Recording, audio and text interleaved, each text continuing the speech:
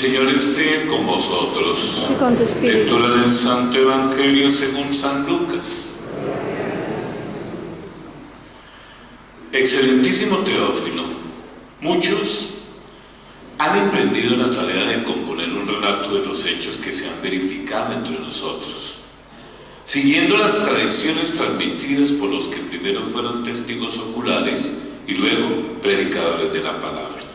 Yo también, después de comprobarlo todo exactamente desde el principio, he resuelto escribírtelos por su orden para que conozcas la solidez de las enseñanzas que he recibido.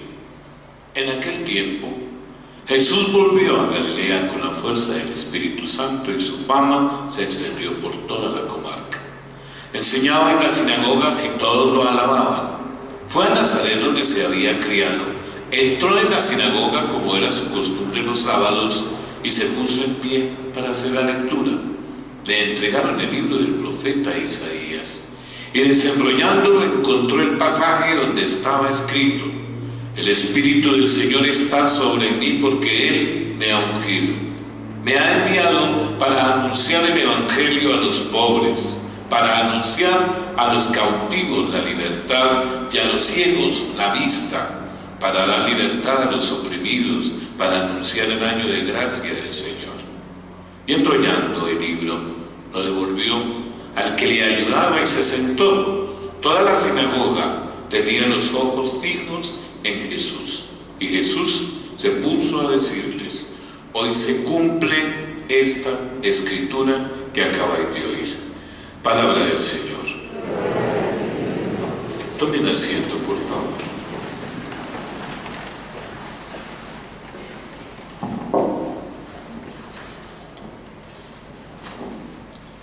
Antes de empezar el relato, mis queridos hermanos, de la vida de Jesús, notemos cómo el evangelista explica los criterios que le han guiado.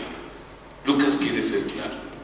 Él asegura que se refiere a hechos transmitidos por testigos oculares verificados por él mismo, y esto es lo que más le motiva a él para escribir el evangelio: verificar, comprobaciones exactas, para que quien pueda leer se dé cuenta de la solidez de las enseñanzas contenidas en el Evangelio. Esa es la solidez más grande.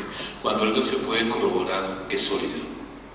Y por eso notemos la grandeza que hay en el valor que tiene el testimonio de cualquiera de nosotros, porque eso hace que el Evangelio se comunique con mucha convicción.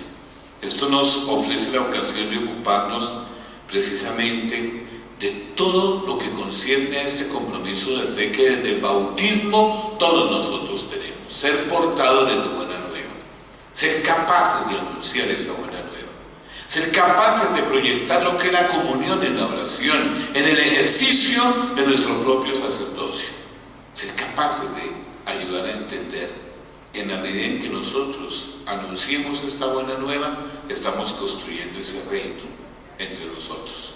Porque al fin y al cabo, ahí se está hablando de la consagración que se hizo de cada uno de nosotros mediante la unción con el crisma en el momento de nuestro bautismo.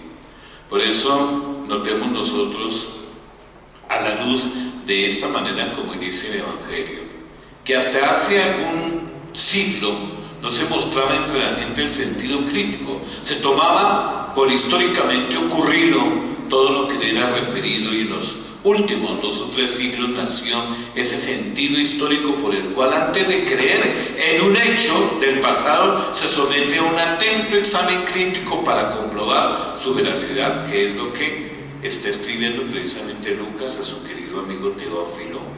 Esta exigencia ha sido aplicada también entonces al Evangelio.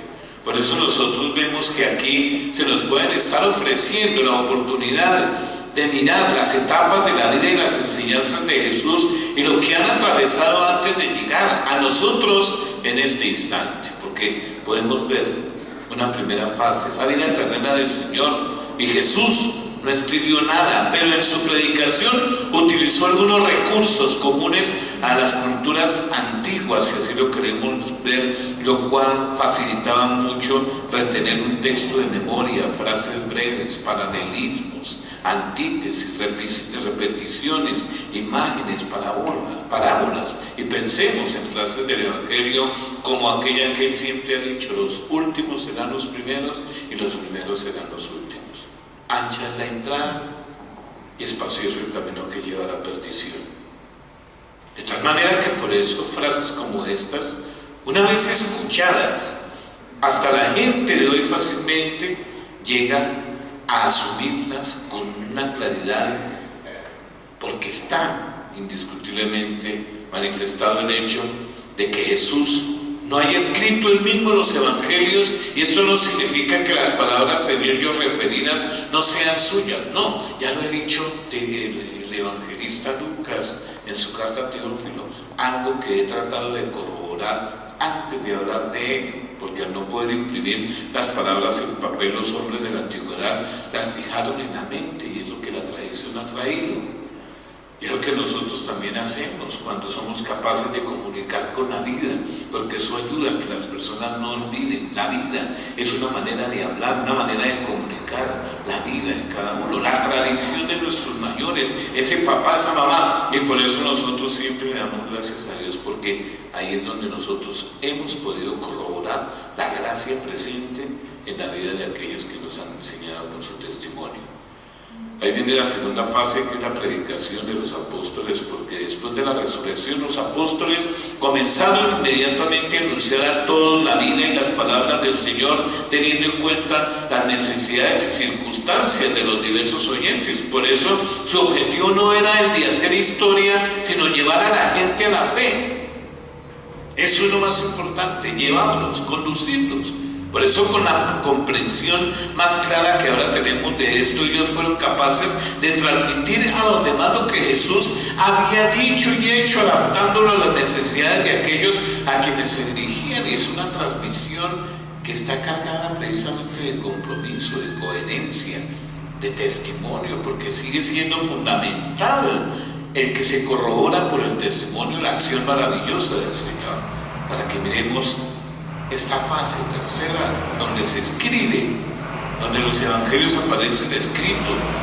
Una treintena de años después de la muerte del Señor, algunos autores comenzaron a poner por escrito la predicación que les había llegado por vía oral, y por eso nacieron así los 4 evangelios que nosotros conocemos. Y de las muchas cosas llegadas hasta ellos, los evangelistas eligieron algunas, resumieron otras y explicaron finalmente otras para adaptarlas a las necesidades del momento de todas las comunidades para las que escribían. Y por eso la necesidad de adaptar las palabras de Jesús a las exigencias nuevas y distintas influyó en el orden como el que se relatan los hechos en los 4 evangelios, en la diversa colocación e importancia que revisten, pero no alteró esa verdad fundamental que contiene el evangelio, no la alteró. Por eso, que los evangelistas tuvieran, en la medida que de lo posible en aquel tiempo, una preocupación histórica y no solo edificante, lo demuestra la precisión con la que sitúan el acontecimiento de Cristo en el espacio y en el tiempo. Y poco más adelante, por eso el evangelista Lucas nos proporciona todas las coordenadas políticas y geográficas del inicio del ministerio público del Señor, cuando lo leemos en el capítulo 3 del Evangelio de Lucas, porque así los evangelios están llegando a nosotros, y no son libros históricos en el sentido moderno de un relato lo más pegado y neutral posible a los hechos ocurridos, pero son históricos en el sentido, mis queridos hermanos, de que aquello que nos transmite, no lo olvidemos, refleja en la sustancia lo sucedido. Y por eso el argumento más convincente a favor de lo fundamental o de la fundamental verdad del Evangelio es que experimentamos dentro de nosotros cada vez que somos alcanzados en profundidad por la palabra del Señor. ¿Qué otra palabra antigua, nueva, jamás ha tenido el mismo poder? Ninguna. Y es por eso que cuando nosotros estamos invitados a mirar de esta manera este acontecimiento de Jesús, este anuncio de la buena nueva que nos nos trae, nos tenemos que sentir implicados por Él, porque si hay algo que Él está a ese momento manifestando, es que aquello que yo traigo es para que ustedes lo comuniquen también, porque yo se los comunico a ustedes. Y ustedes permiten, como el Evangelio dice precisamente a grosso modo, que al estarles anunciando, les estoy comunicando el Espíritu del Señor. Eso los estoy dando para que ustedes también permitan que ese Espíritu les lleve a ustedes a asumir la buena nueva, a entender con claridad que Dios tiene predilección por los pobres, a asumir que es la oportunidad que ustedes, ante todo, antes de hablar allá afuera, aquí dentro se comprometan a permitir que se vea su vida liberada de ese pecado que los tiene cautivos. Que ustedes permitan que esta gracia del Evangelio abra los ojos de su corazón, porque es la única manera como ustedes, con coherencia, siendo consecuentes con su propia fe, puedan ayudar a que aquellos oprimidos allá afuera, a causa del ambiente, sientan que ha llegado para ellos este año de gracia, este momento de bendición. Por eso, mis queridos hermanos, nosotros tenemos esta gran tarea. La hojita del domingo trae en su portada una pregunta: ¿somos portadores de buenas noticias? Y cada uno de nosotros tiene que indiscutiblemente, desde el acto penitencial que acabó de hacer, mirar si está truncando los proyectos de Dios con su actitud, mirar si está cumpliendo con ese encargo de ser portadores de buenas noticias. Pero mirar que nosotros no podemos hablar de una buena noticia cuando permitimos la mentira en el corazón. Cuando el estilo de hablar entre nosotros desde la familia en adelante es la agresión y el maltrato. Cuando nosotros le fallamos al hogar con la infidelidad. Cuando nosotros maltratamos a aquellos que están llamados por voluntad de Dios a ser indiscutiblemente lo más importante entre nosotros, como son nuestros papás, y que no nos atendemos. Cuando nosotros somos de corazón duro frente a la realidad de un mundo donde la presencia de los más pobres es un clamor que el Señor nos está haciendo para administrar equitativamente lo que Él nos ha dado a todos nosotros. Ahí es donde se responde a esa pregunta. ¿Somos portadores de la buena noticia? Pues bien, que llegue el momento de entender que aquí es un momento de gracia y de bendición, como dice el Evangelio, para que lo permitamos en cada uno, y así nuestra actitud de conversión lleve a que nosotros allá afuera, a través de todo lo bueno que podamos hacer por los demás, les estemos anunciando la oportunidad que ellos también tienen de vivir un momento de gracia, un momento de bendición, como dice el Evangelio, para que así nosotros entendamos como Jesús nos dijo: este pasaje de la Escritura se ha cumplido al escucharlo hoy. Indiscutiblemente, nosotros también podemos decir: este Evangelio se está cumpliendo en nuestra vida cuando nuestra vida obedece a la voluntad de Dios y a ese criterio que como bautizados tenemos de saber que somos constructores del reino si queremos tener parte en él. Hagamos nuestra profesión de fe.